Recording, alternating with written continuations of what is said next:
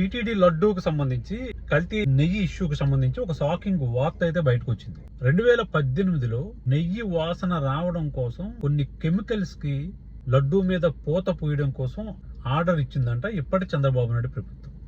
నిజంగా స్వచ్ఛమైన నెయ్యి పంపిస్తే దానికి ఆర్టిఫిషియల్ స్మెల్ రావడం కోసం ఆర్డర్ ఎందుకు ఇవ్వాలి టీటీడీ నుంచి?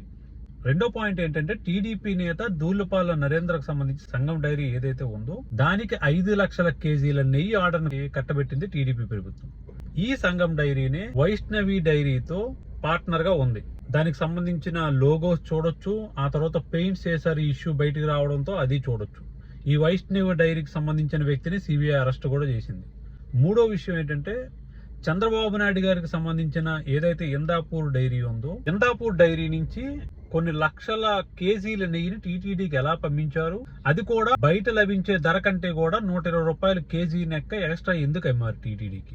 ఎందుకంటే టీటీడీకి పంపించే దాంట్లో ట్యాంకర్లతో ఉంటాయి, ప్యాకెట్స్ ఉండవు, ప్యాకింగ్ ఉండవు, మార్కెటింగ్ ఖర్చులు ఉండవు, ఏమీ ఉండవు. అయినప్పటికి కూడా 100 రూపాయలు తగ్గించాల్సింది పోయి ఇంకా 120 రూపాయలు ఎక్స్ట్రా ఎందుకు కేజీ లెక్క అమ్మారు?